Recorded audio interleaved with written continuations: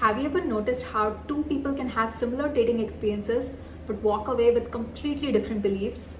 One person gets rejected and thinks, maybe that was not the right fit. And another person gets rejected and concludes, maybe I'm unlovable. The experience is the same, but the story and the meaning that they attach to it is completely different. The story that we create shape our confidence, self-esteem, expectations, and our ability to stay hopeful in love. And in this video, I want to share 4 hidden limiting stories that can be subconsciously blocking love and how we can start healing them. Hey guys, welcome back to my channel where I aim to bring optimism and faith back into the lives of women who are navigating modern dating, love, societal pressure, and timelines in their 30s. So if that sounds good to you, let's get right into it. Number 1, stories created from past heartbreak. When you have experienced cheating, rejection, abandonment, disrespect, or painful heartbreaks, then the mind finds it easy to create permanent conclusions, such as everybody leaves, nobody wants to commit, I'm not lovable. The problem isn't the experience itself. It's that every time you replay the story, you're also replaying the emotions that are attached to it, such as grief, shame, fear, and anger. The nervous system starts treating the past as if it's happening right now. And before you know it, you're looking for evidence to confirm the story instead of seeing the people that you're now meeting with fresh eyes. Number 2, worst case scenario stories. This happens when your brain takes a temporary situation and turns it into a permanent future. Maybe you've been single for a few years, or maybe you've had a dry spell on the dating apps, or maybe you've gone on for a few months without meeting someone you're genuinely excited about. Suddenly, the story becomes, I'll stay single forever. This is never going to happen for me. Love isn't available for me. These stories create anxiety and panic, and they convince you that the worst case scenario is inevitable. They make you overestimate the problem and underestimate your own ability to create change. Number 3, age-related stories. If you're single in your 30s, you've probably heard some version of the dating pool is shrinking, men only want younger women, it's too late, my value is decreasing. The more we hear these messages, the easier it becomes to internalize them.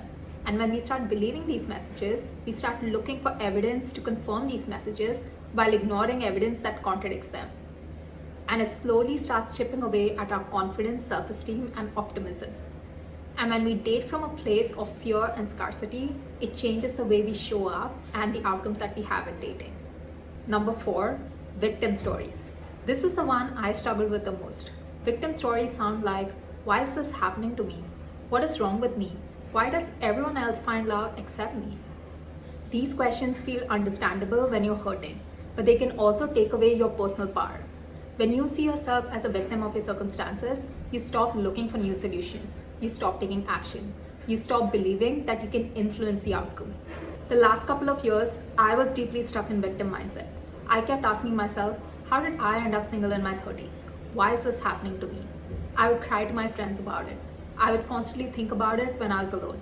But if I was being honest with myself, I wasn't really taking action. I wasn't dating consistently. I wasn't approaching dating with optimism. I started becoming so attached to my stories that it started feeling like facts. It was easy to stay at home and feel discouraged than to take action and believe change was possible.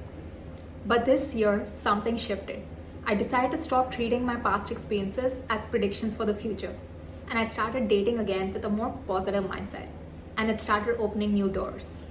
I've met interesting people, I've gone on exciting dates, and most importantly, I've started feeling hopeful again. And that's what I want for you. Now let's quickly talk about how to identify and heal your limiting stories. Here's a quick exercise. Write down 3 to 5 of your most impactful relationship and dating experiences. Write about what happened honestly with no filters, and then put it away and revisit it the next day. As you read it back, look for conclusions you may have drawn. For example, I've dated non-committal men. Did that become nobody wants to commit to me? Notice the difference. One is an experience, the other is a story. Next, acknowledge the emotions that are attached to the experience. Allow yourself to feel the hurt, grief, disappointment, or anger.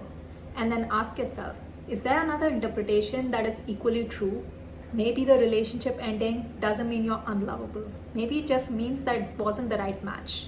Maybe the season of being single doesn't mean you're going to stay single forever. Maybe it just means that your story is still unfolding. Finally, when you return to dating, actively look for evidence that contradicts old beliefs. Every healthy conversation, every good date, every interest from someone genuine, and every example of love working out. Let those experiences remind you that your past doesn't have to become your future. If there's one thing that I want you to take away from this video, it's this. Be careful with the story that you tell yourself, because your mind will spend years trying to find evidence that it's true. If your story is, I'm unlovable, you'll notice every rejection.